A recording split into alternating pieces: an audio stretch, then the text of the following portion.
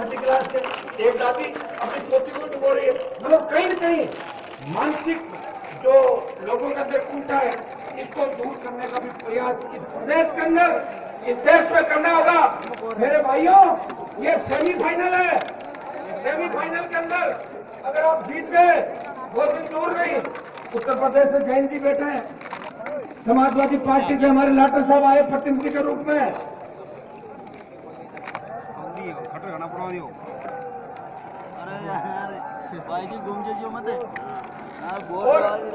ये सब अगर मिल जाएंगे, सारी पार्टियां मिल जाएंगी, मेरा वोट उसी को जाएगा जो दारू बंद करेगा। मध्य प्रदेश, पंजाब और राजस्थान के जवान मिलके ये सेमीफाइनल जीतने के बाद देश की गद्दी पे भी किसी किसान के बेटे को बिठा सकता है। इतनी ताकत इन राजस्थान के और देश के जवानों के अंदर नजर आ रही है। मेरे भाइयों, ये तूफान से पहले की शांति है। आज से मुझे लग रहा है कि जिस कलर का झंडा आपको मिला है और ये बोतल का चिन्ह मिला है, मुझे लग रहा है कि राजस्थान के गांव-गांव, डाली-डाली अगले 48 घंटों के अंदर दारू बंद होने वाली है। आएगा, ऐसा मुझे आपका जोश देख के लग रहा है। और मुझे ऐसा भी लग रहा है कि कांग्रेस और बीजेपी के लोग प्रचार करते समय भी दिन छिपने से पहले अपने घर आ जाएंगे, नहीं तो रात को प्रचार भी आप मुझे लगता नहीं करने दोगे। वैसे रात को कोई नहीं घूमता राजस्थान के अंदर, एक ही व्यक्ति घूमता रात को, ये तो घनश्याम जी घूमते हैं यहाँ पे, और दूर राजस्थान में अगर कोई घूमता है तो हनुमान बेनीवाल सुबह 3 बजे भी इस राजस्थान की धरती पर 24 घंटे आपकी सेवा के लिए निकलता है। धौलपुर से जैसलमेर और डूंगरपुर से गंगानगर का ऐसा कोई इलाका नहीं होगा कि हनुमान बेनीवाल नहीं गया। 15 साल का मेरा संघर्ष, 10 साल का कॉलेज विद्यालय की राजनीति है, जब मैं यूनिवर्सिटी के अंदर अध्यक्ष था तभी आपकी बहुत सेवा करी। और यहाँ 10 साल जो मुझे संघर्ष के लिए मिले, तो पूरा दम लगा के मैंने लड़ाई लड़ी, प्रयास किया, कोशिश की और मेरे भाइयों को संतुष्ट किया, आपको लक्ष्य दिया कि मिशन 18 पूरा करना है। और ये मिशन 18 ऐसा है जहाँ डिग्री लेते ही जवान को रोजगार का साधन मिले, किसान खुशहाल हो, मंडी के अंदर माल लेके जाए तो किसान का माल रिजेक्ट नहीं हो, ऐसी स्थिति में राजस्थान भाइयों, अगर एक बार आपने हमारा साथ दे दिया, एक बार इस कांग्रेस बीजेपी के आया राम गया राम के खेल को खत्म कर दिया, बहुत दिन दूर नहीं, 20 साल के अंदर ये लोग तो वसुंधरा में जो भ्रष्टाचार किया तो भ्रष्टाचार की जांच भी कराएंगे और दोनों को एक स्पेशल जेल के अंदर बंद कर देंगे। सब मीडिया के भाई कह रहे थे पुरुष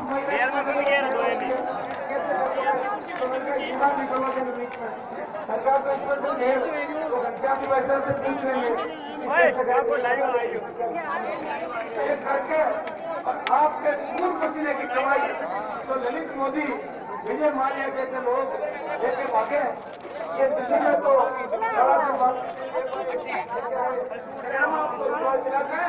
कि राजस्थान के किसानों की खून पसीने की कमाई व्यर्थ में जाएगी। क्या प्रदेश के किसानों का पसीना बहेगा, हनुमान बेनीवाल खून देकर भी और किसानों का मान और सम्मान और स्वाभिमान हमेशा बचाएगा। यहाँ से दारू बंद हो जाएगी राजस्थान में, यहाँ से दारू बंद होने वाली है। नहीं बिठाएगा, मैं इसी तरह संघर्ष करता रहूंगा। मैं धन्यवाद दूंगा मेरे मीडिया के भाइयों को। अगर मीडिया नहीं होता तो राजस्थान का अंदर कांग्रेस बीजेपी ने आधी रात मिला लिया था। भाई आज से दारू बंद होने वाली है, आज से दारू बंद होने वाली है। और न पीएमसी का घोटाला खुलता और न आरपीएससी का घोटाला खुलता। अभी दारू बंद होने वाली है राजस्थान में। आरपीएससी के भ्रष्टाचार की बात बोतल आ गई ना, मामला उठाया, या तो नहीं खुलेगी या बंद होगी, दोनों में से एक काम होगा। ठीक हो सकते हैं जब सत्ता की चाबी आपके हाथ में हो। सत्ता की चाबी अगर आपके हाथ में आ गई तो आराम से अब दारू बंद होने वाली है, अब दारू बंद होने वाली है। जैसलमेर में करना है तो जैसलमेर गौर कर देना और आपका मन हो जाए कि वसुंधरा के मेल में गौर करेंगे। हाँ, इस होटल में दारू बंद होने वाली है अब राजस्थान के अंदर, इस होटल में दारू बंद होगी राजस्थान के अंदर। और सरकार के लिए जो ताकत आज आपने लाखों की तादाद में इकट्ठा होकर जयपुर की धरती में दिखाई है, आवश्यकता पड़ी तो दिल्ली कूच भी करेंगे, इनकी पूरी जो किसान यूनियन की टीम है, दिल्ली के अंदर इतना बड़ा आंदोलन किया, दिल्ली सरकार भाई दारू बंद होने वाली है किसान सड़कों पर बैठे थे तो दिल्ली की सरकार चुप जाती। भाई ये शे दारू बंद होने वाली है। मेरे भाइयों, मैं भरोसा दिलाता हूँ कि हनुमान बेनीवाल आपको सत्ता के सिंहासन के नजदीक लेके जाएगा, आपको धोखा नहीं देगा, राज्य के अंदर आने का मौका देगा। हम तमाम उन पार्टियों से जो हमसे बात करना चाहेंगी, और जी राजस्थान में दारू बंद होने वाली है, दारू बंद होने वाली है, राजस्थान के अंदर दारू बंद होने वाली है भाई। राजस्थान के अंतिम भाई राजस्थान में दारू बंद होने वाली है।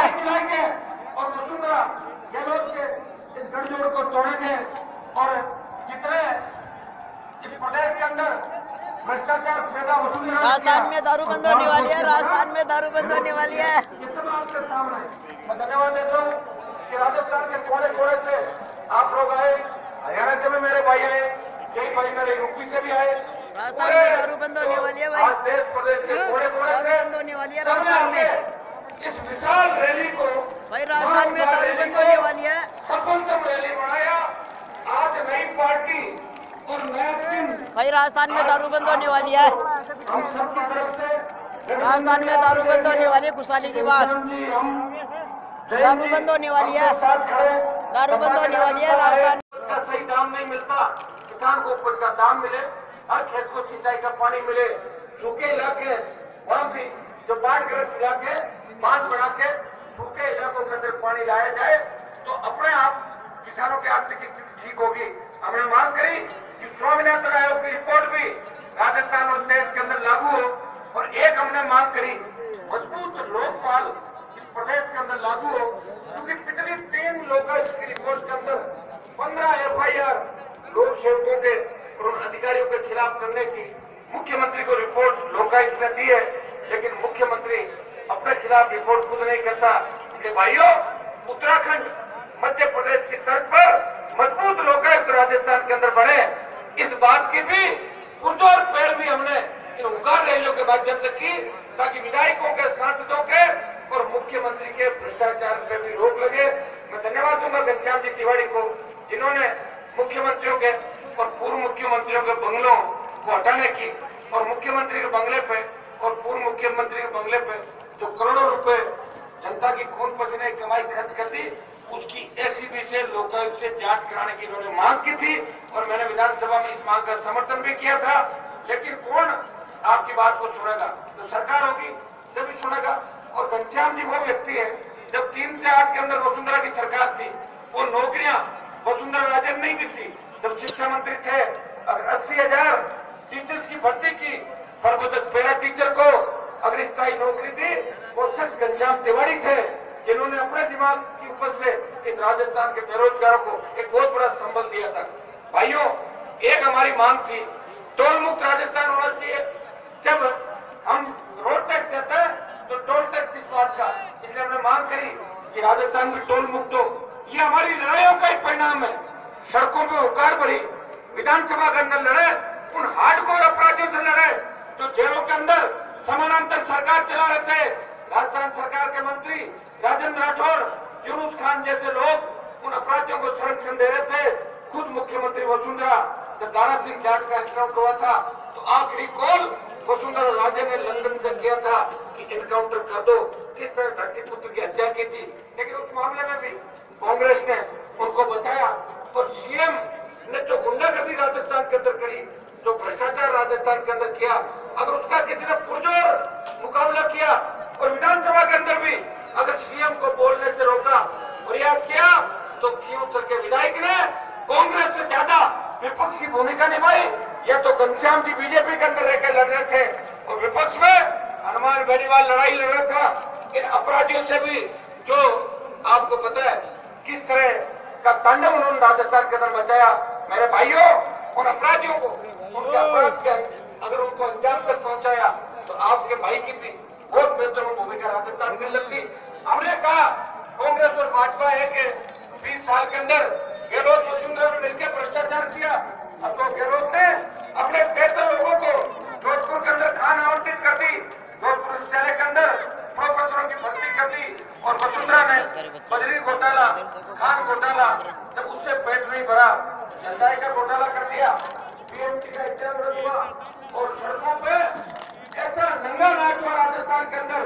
अभी आपने देखा होगा कि आचार संहिता से पहले पूरे प्रदेश के कर्मचारी हड़ताल पर थे, लेकिन वसुंधरा राज्य की दिल्ली सरकार ने उन हमारे कर्मचारी भाइयों से बात करना मुमकिन नहीं समझा और अचानक से आचार संहिता लगवा दी। कर्मचारियों का जितना बड़ा अपमान वसुंधरा सरकार ने किया है, उतना बड़ा अपमान आज से पहले किसी भी सरकार ने नहीं किया। ये भी हमारे भाई है, कर्मचारी भी, किसान हमारे हैं, व्यापारी भी हमारे हैं। हम तो ये भी करेंगे, अगर सरकार के आठ भी बैठ गए तो मेरे भाइयों बता दूं कि कर्मचारियों की वाजिब मांगे भी मानेंगे। 7वें वेतन आयोग को जो लागू कराने की बात है उसको भी करेंगे, जवानों को रोजगार देंगे और पेट्रोल डीजल को भी जीएसटी में अगर शामिल कर ले तो इसके भाव नीचे उतर जाएंगे। वेट और घटा दिया जाए तो आम आदमी को फायदा हो सकता है। ये काम कौन करेगा? ये काम सरकार करेगी। सरकार कौन बनाएगा? आप बनाओगे। जिस तरह भगत सिंह ने आजादी की लड़ाई के अंदर अपने प्राण न्यौछावर कर दिए थे, भगत सिंह को पूछा कि आपने असेंबली में बम फेंक दिया, आपको फांसी हो जाएगी। तब उन्होंने कहा मुझे फांसी हो जाए, इस बात का गम नहीं, मेरी भारत माता गुलामी की भेड़ियों से मुक्त हो जाएगी। हनुमान बेनीवाल ने भी राजस्थान की राजनीति के अंदर भगत सिंह की भूमिका के अंदर लड़ाई लड़ी है। मेरे भाइयों, मैं पूरा भरोसा मुझे राजस्थान के नौजवानों पे, इस बार प्रत्येक नौजवान भगत सिंह की भूमिका के अंदर लड़ेगा और माताएं बहनें झांसी की रानी लक्ष्मीबाई बनकर इस आजादी की दूसरी लड़ाई को लड़ेगी और कांग्रेस और भारतीय जनता पार्टी के इस गठजोड़ को आप खत्म कर दोगे। मेरी आज जो नई पार्टी आप सबकी पार्टी है, राष्ट्रीय लोकतांत्रिक पार्टी, ये राष्ट्रीय लोकतांत्रिक पार्टी का जो आज हमने नई पार्टी बनाई, राजस्थान के जवानों किसानों की इच्छा थी। हम सत्ता प्राप्ति से पहले बहुत बड़ा आंदोलन करके आपको राहत दिलाना चाहते थे और हमारी लड़ाई का ही परिणाम था कि 50,000 का कर्जा माफ हुआ, स्टेट हाईवे टोल फ्री हुए और जाती जाती वसुंधरा ने 5 हॉर्सपावर तक की मुफ्त बिजली की घोषणा करी और 1 लाख किसान के बेटों को रोजगार के साधन में दिए, नौकरियां भी दी और स्वामीनाथन आयोग की आंतरिक रिपोर्ट लागू हुई। फिर आप जो इच्छा थी कि नई पार्टी बने, अब आप जिद कर बैठे। जब तक दारू बंद नहीं होगी तब तक कुछ नहीं होगा देश का कल्याण। जब तक दारू बंद नहीं होगी, गुटखा नहीं होगा, तब तक कुछ नहीं होगा। सेल्फी से कुछ बोतल, ये पानी की बोतल की तरह, इसमें ट्रांसपेरेंसी है पानी की बोतल की तरह। मेरे भाइयों, अब है इसको दूसरी बोतल मत समझना, दूसरी बड़ी बोतल समझ लेते भाई, वो तो बिकेगी। ये वसुंधरा जी वाली बोतल नहीं है, वो तो कांच की बोतल होती है, अलग टाइप की। ये अलग टाइप की बोतल है। ये वो बोतल है जो बच्चा भी स्कूल जाता है तो ये बोतल लेके जाता है। हम भी देखो, हमारे पास सबके पास बोतल पड़ी है, आप भी बोतल से पानी पी रहे हो और पानी की राजस्थान को आवश्यकता भी है। हम ये चाहते हैं कि पूरे राजस्थान को शुद्ध पीने का पानी मिले, प्रत्येक गांव गाड़ी तक शुद्ध पानी मिले, ताकि मिनरल वाटर जो बिक रहा है दुकानों पे उसकी आवश्यकता नहीं पड़े। और ये बोतल एक चीज में और काम आएगी, ये भूत और भूतनी का जो खेल चल रहा है ना, अशोक गहलोत भाजपा भूत और वसुंधरा भूतनी, भूत और भूतनी को जब घनश्याम जी भाई साहब अपने मंत्रों से पकड़ेंगे तो बोतल में बंद करना पड़ेगा इनको। इसलिए ये बोतल का चिन्ह राजस्थान के लिए एक नया संकेत है। निश्चित रूप से बांसुरी बजेगी और बोतल चलेगी राजस्थान के अंदर। लेकिन मैं इतना ही आह्वान करूंगा नौजवानों को कि बोतल को शाम को 8 बजे बाद दूसरे रूप में यूज मत करना ज्यादा, नहीं तो दिक्कत हो जाएगी। मैं नौजवानों से, मेरे छोटे भाइयों से एक आह्वान करता हूँ, नशे की प्रवृत्ति से दूर रहकर हमें हमारे माँ बाप का सीना चौड़ा हो ऐसा काम करना है। हमें राजस्थान के अंदर परिवर्तन करना है। जब तक चुनाव हो उससे पहले एक ही लक्ष्य रखना है, एक एक व्यक्ति 10-10 वोट बढ़ाएगा।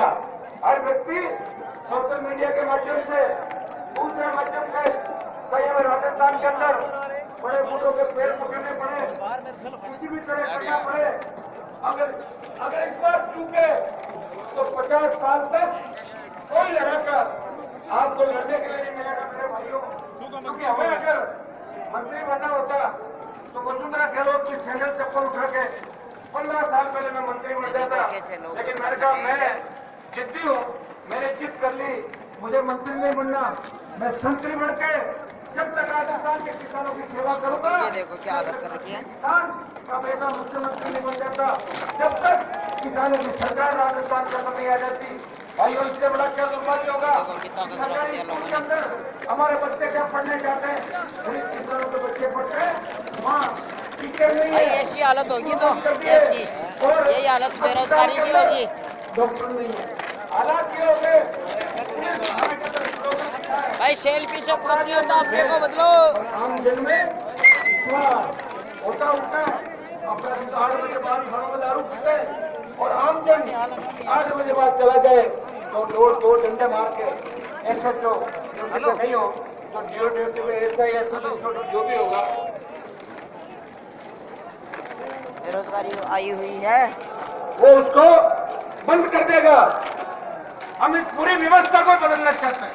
हम चाहते हैं कि आम आदमी, गरीब आदमी जब थाने तहसील के अंदर जाए उसे सम्मान मिले। आओ बाबा क्या काम है। और अपराधी इतने डरे कि रात को 12 बजे भी और वसुंधरा तो 7 समंदर पार चली जाएगी। क्या उसका दोस्त ललित मोदी उसका इंतजार कर रहा है। मेरे भाइयों और घनश्याम जी जब मंच में साथ आ गए तो भारतीय जनता पार्टी के तो एजेंट गांव के अंदर एजेंट भी नहीं मिलेंगे बूथों पे। ऐसी स्थिति राजस्थान के अंदर होगी। जो चिंगारी नागौर की धरती से उठी थी आज जयपुर की धरती पे और ज्वालामुखी बढ़ गई। और प्रदेश का नौजवान इस बार भगत सिंह की भूमिका का दल लड़ रहा है। मेरे मीडिया के साथी मुझे पूछते हैं कि तीसरा मोर्चा आज तक नहीं बढ़ा। 90-92 से लेकर लगातार जब राष्ट्र में जनता दल और लोक दल ने संघर्ष किया था और किसान नेता एक एक करके हादसे पर चले गए, तीसरा मोर्चा कैसे बनेगा। जब उनको एक ही बात कहता हूँ कि घनश्याम जी लगेंगे, मैं लगूंगा, जैन जी लोक दल से आए, ये भी लगेगा जवानों के अंदर इनका अच्छा प्रभाव है देश के अंदर, प्रदेश के अंदर। और हमारे जितने भी साथी नेता है आज से हम उन सबसे बात करेंगे। हम चाहेंगे कि कांग्रेस और बीजेपी के अंदर वोट नहीं जाए, कांग्रेस और बीजेपी के खिलाफ वोट बंटे नहीं और तीसरे मोर्चे की सरकार राजस्थान के अंदर बने और किसानों की सरकार राजस्थान में बढ़े। ताकि जिन मुद्दों को लेकर हमने लड़ाई की शुरुआत करी थी,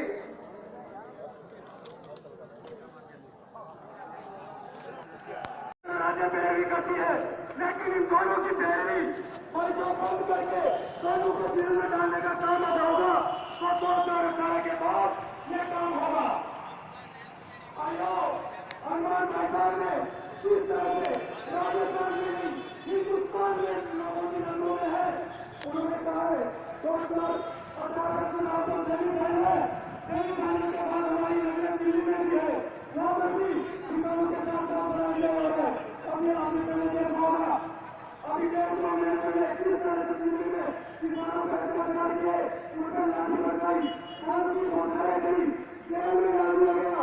भाइयों हनुमान बेनीवाल वो नेता है जो किसानों के लिए चाहे हरियाणा हो, चाहे यूपी हो, चाहे देश का कोई सा हिस्सा में हो, वो आधी रात को जाके के लिए तैयार रहते हैं। भाइयों ऐसा नेता हमें 50 साल में ऐसा नया पानी नहीं मिलेगा। हमें इस नेता को नहीं बोना है, हमें तो इनके साथ रहता है। जय हिंद, जय भारत। शुक्रिया रमेश जी। आप कह रहे थे कि पता नहीं हनुमान जी कब सोते हैं कब जागते हैं।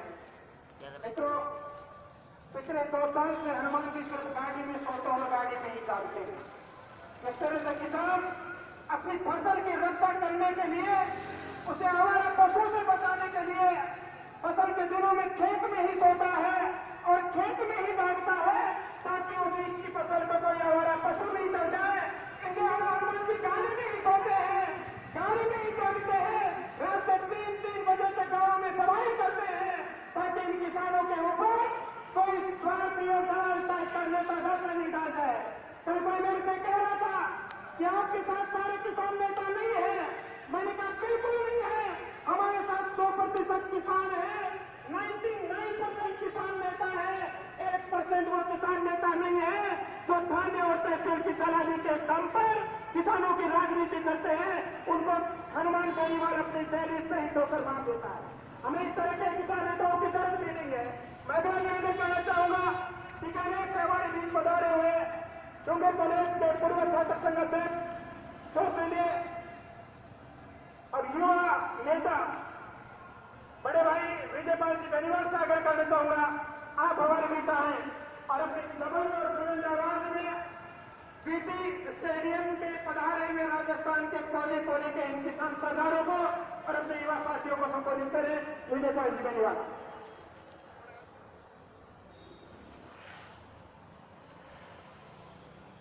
और जयपुर के इस ग्राउंड में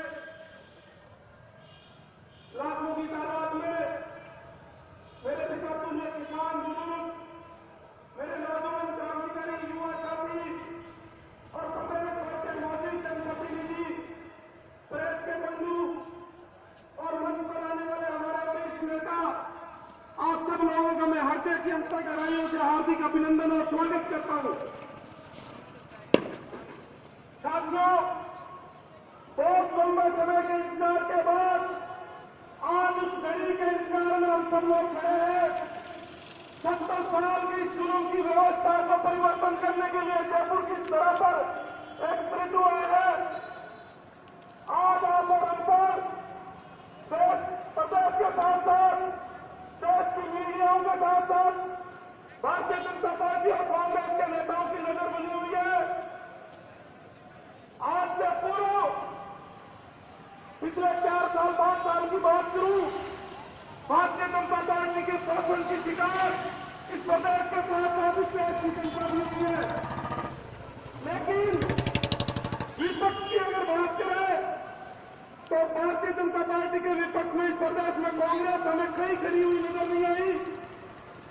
आज प्रदेश के अंदर कांग्रेस पार्टी जगह जगह संकल्प रैलियां करते हुए हमें नजर आई।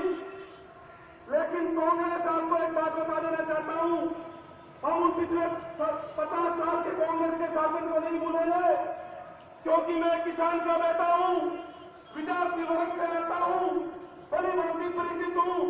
इस मंच से मुझे बोलने का अवसर मिला तो मैं जरूर बोलूंगा कि 70 साल के अंदर भारतीय जनता पार्टी और कांग्रेस ने इस प्रदेश को लूटने का काम किया, नौजवानों को बेरोजगार करने का काम किया, इस प्रदेश को भ्रष्टाचार की ओर धकेलने का काम किया। जो प्रदेश शांति के लिए जाना चाहता था, उस प्रदेश को अपराध की ओर धकेलने का काम किया। आप और हम सबको मिलकर इस प्रदेश को इन काले अंग्रेजों से आजादी की ओर लेकर चलना है। साथियों, बड़े भाई साहब हनुमान बेनीवाल की जो मुहिम है, उस मुहिम को, उनके सपनों को, इस प्रदेश को सबसे उनके सपनों को साकार करना है। भाई साहब के सपने इस प्रदेश के नौजवानों को रोजगार, किसानों को कर्ज मुक्त, टोल मुक्त, अपराध मुक्त, भ्रष्टाचार मुक्त के सपने को लेकर यह आंदोलन है। इस जन आंदोलन के साक्षी बने प्रत्येक नौजवान युवताओं को मैं एक बात बोलना चाहूंगा, आने वाले कल इस देश के अंदर अपनी अगली पीढ़ी को जब भी हम बोलने के लिए बात बोलेंगे कि इस जन आंदोलन का हम हिस्सा थे, हम लोगों ने इस जन आंदोलन में हिस्सा लिया और प्रदेश के अंदर भारतीय जनता पार्टी और कांग्रेस के दुशासन को जड़ से उतारने की इस लड़ाई में शामिल हुए। साथियों, कांग्रेस संकल्प रैलियां कर रही है। सचिन पायलट के तो लोग भाषणों में यह कह रहे हैं, हम लोगों को राहुल गांधी के सपनों को पूरा करना है, हम लोगों को कांग्रेस पार्टी के सपनों को पूरा करना है। मैं आप लोगों को बोलना चाहता हूं, हमें राहुल गांधी के सपनों को पूरा नहीं करना, हमें इस प्रदेश के नौजवानों और किसानों के सपनों को पूरा करना है। हमें नौजवानों को रोजगार देना है, भ्रष्टाचार मुक्त राजस्थान बनाना है, अपराध मुक्त राजस्थान बनाना है। साथियों, कहते जरूर पड़ी, बड़े भाई साहब हनुमान बेनीवाल, चाहे गंगानगर से लेकर धौलपुर की बात हो, जयपुर से लेकर बाड़मेर की बात हो, अपराध से लड़ने के लिए अपने नौजवान युवकों की फौज लेकर जितना समय उनको पहुंचने में लगा है, उस समय में वो पहुंचे। आज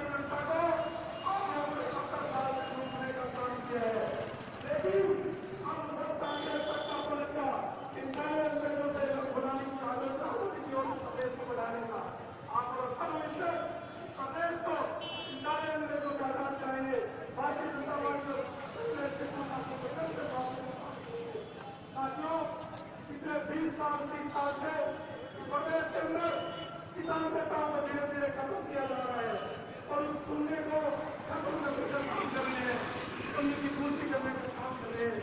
मैं आदरणीय बड़े भाई साहब सन्मान बेनीवाल दूंगा, प्रदेश के तमाम छात्र संघों से निकले हुए नेताओं से आदेश दूंगा कि आप सब लोग निकट गाँव में सन्मान बेनीवाल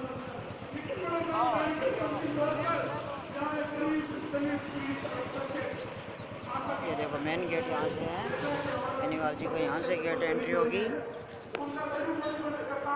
देख सकते हैं।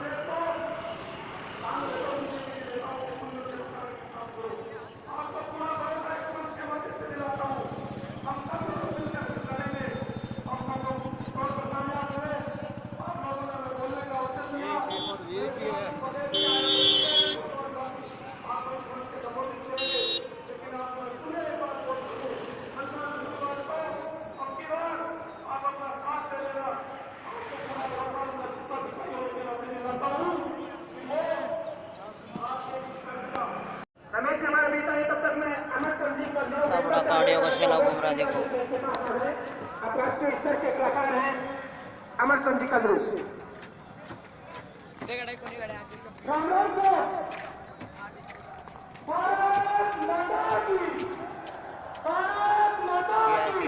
वीआईपी गाड़ी राजस्थान और भारत देश से विभिन्न राज्यों से पधारे हुए युवाओं बुजुर्गों, आपका इस जयपुर की पावन धरा पे हार्दिक अभिनंदन। भाइयों, मैं जयपुर जिले ग्रामीण से हूँ। पिछले दिनों से भाई साहब के साथ हम गांव-गांव में घूम रहे हैं। भाई साहब के साथ घूमने पर हमें जो एनर्जी मिलती है, ऐसी एनर्जी हमें कहीं नहीं मिलती। भाइयों, हनुमान जी भाई साहब के साथ रहने से हमें बहुत कुछ सीखने को मिला। वो जिस तरह से संघर्ष करते हैं आप सोच नहीं सकते। वो रात को 2 बजे सोते हैं और सुबह 8 बजे उठ जाते हैं। कब वो सोते हैं, कब क्या करते हैं, बहुत ही मेहनत करते हैं। भाइयों, आपको पता होना चाहिए, आज से 45 साल पहले जिस तरह से सरकारों ने हमारे अनाजों की रेटें तय कर रखी थी, आज 45 साल बाद में भी मात्र 8 से 9 गुना बढ़ी है।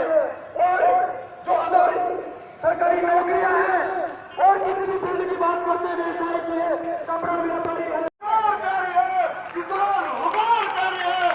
मैं आप सबसे निवेदन करना चाहूंगा साथियों, ये सरकार आती है चली जाती है। जब प्रदेश आजाद हुआ राजस्थान के अंदर एक पार्टी आती है, दूसरी पार्टी जाती है। एक पार्टी कहते हैं उत्तरवादी है, दूसरी पार्टी कहते हैं दक्षिणवादी है। मैं साथियों आपसे निवेदन करना चाहूंगा, इन पार्टी बाजियों को छोड़कर अब की बार 1857 के बाद अगर इतिहास लिखा जाए तो राजस्थान की इस मरुभूमि से लिखा जाए। हनुमान बेनीवाल के अधूरे इतिहास के साथियों, बड़ी संख्या में युवा मेरी जहां में नजर आ रही है। किसान पुत्रों का जन जवाब राजस्थान की राजधानी जयपुर की तरफ उमड़ पड़ा है। मैं धन्यवाद देना चाहूंगा साथियों और इस पक्ष सबको बर्तन मिट्टी के होते, कितने घरों में बर्तन मिट्टी के होते हो, कितने चाय होते हो मिट्टी के। अरे बलिदान का जो करने वाले इंसान की कीमत क्या जाने, जो भार की कीमत ना जाने, और जान की कीमत क्या जाने, जो भार की कीमत क्या जानेगा और जान की कीमत क्या जाने। सीमा पर मर रहा जवान, सीमा पर मर रहा जवान, खेत में मर रहा किसान, फिर मैं मेरे दुखी मन से कैसे कहूं साथियों, मेरा देश महान, मेरा देश महान। मैं साथियों आपसे निवेदन करना चाहूंगा, आपको जगना होगा, आपको लड़ना होगा। लड़ने का मतलब यह नहीं लाठी काटा नहीं।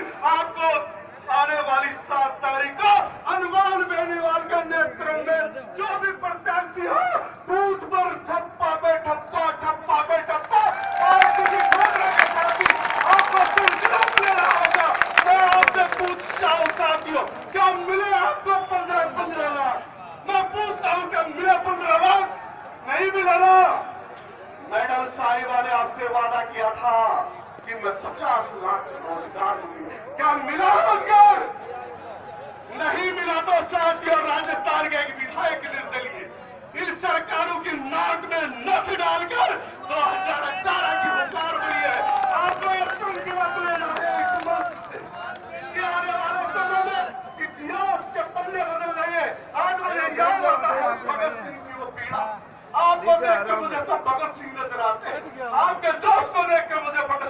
जब भगत सिंह को फांसी की सजा होगी, जब भगत सिंह को फांसी की सजा होगी, लाख घर में उसकी माता और उसका भाई कुलविंदर उससे मिलने आते हैं जेल में।